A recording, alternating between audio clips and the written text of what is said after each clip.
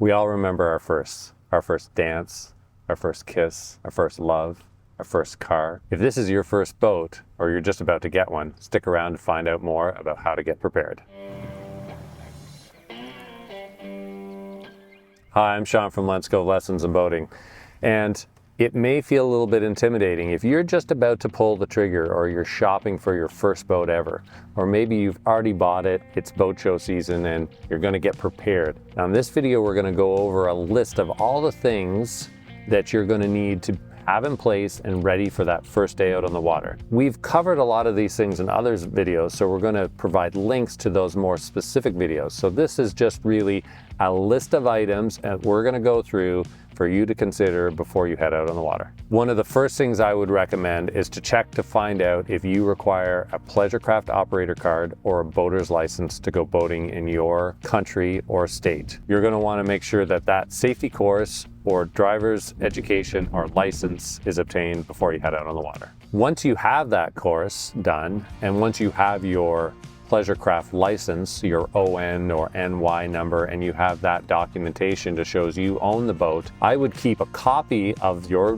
boater's license, your pleasure craft license, your bill of sale on board the boat, so that anytime if you get pulled over by the authorities, you have the documentation you need. Our recommendation though is that you do not keep the originals on the boat. Keep them safe at home and locked away for the future. Insurance. If you want to know all the details about boat insurance, check out this video here. But you're going to want to make sure that you're absolutely covered for liability in case you hurt someone out on the water or someone gets hurt while they're in your boat. And you're going to want to probably have theft and damage to your boat covered in case of a rodent or your boat sinks, something happens to your boat. You want to make sure that you're covered before that first trip.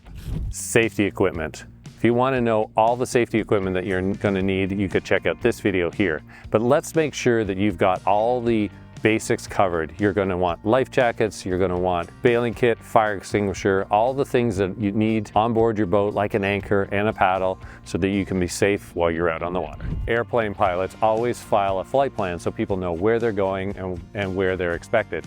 If you're out on the water, you may want to do the same thing and tell your family members or friends where you're off to. So you need a flight plan if you broke down. Well, if you break down, how are you going to communicate with people?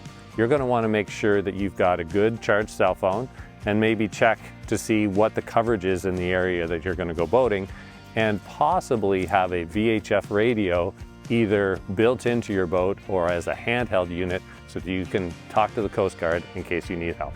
Boat fuel. Before your first ride, you're going to want to make sure your tank is topped off, and let's research somewhere in your area where you can get good quality ethanol-free fuel if possible at a local marina or your local highway fuel pumps. And if you want to know more about why that is, check out this video here. Before you start your season, you should research what kind of maintenance your boat is going to require and when. So whether that's through your owner's manual, your local marine dealer, or any other resources you find online, make a schedule. What is this boat going to need? When am I going to need it? So that you're not caught well beyond the hours that require it. Cover your boat. Let's keep it protected. So make sure when you buy your first boat that it has good covers, and use them. When the boat is not being used, whether it's in the water or on this trailer, make sure you're using the cover. Snap it up, keep it tight, and keep it in good condition. And also, when your boat is out of the water, if it's on a trailer and you're not going to use it, make sure you remove the drain plug so that any moisture that gets in the hull is going to be able to drain out without killing your battery or damaging your electronics.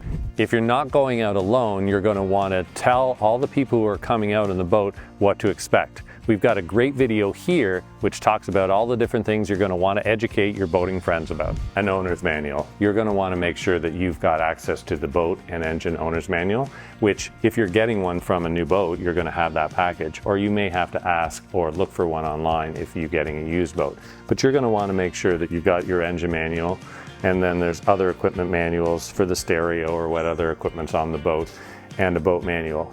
I would recommend you at least take a glance through it, check for maintenance schedules or anything else, or how to operate some of the equipment, and then you're going to want to keep this stuff safe. It's a huge asset when you go to resell the boat to have this stuff in good condition, and we find all the time that this has been left in the bilge of the boat or underneath some seat over and over again for the years, and it's wet and it's absolutely ruined. So take care of it. Let's research some cleaners. So now that you have your boat, you're going to want to keep it in great condition. So go to your local marine dealership or ask some friends what they use, and let's get some good quality marine vinyl, canvas, fiberglass, or aluminum, depending on the boat you have, cleaners so that you're ready to keep it shining and protected. The last part is to get some use out of it. You've made this investment. You're going to want to get out on the boat and put some hours on it. The worst thing for a boat is to sit on its trailer or to sit in a marina. So let's make a plan for you to get on the water. If you want to know more about the impacts of boat hours, check out this video here. Thanks for watching today's Lens Cove Lessons in Boating. Never drive a boat like this, but make sure you do subscribe for more videos as we release them every couple weeks, and like this video so that other people like you can see it and hopefully learn more, be safe, have fun in the water, and we'll see you out there.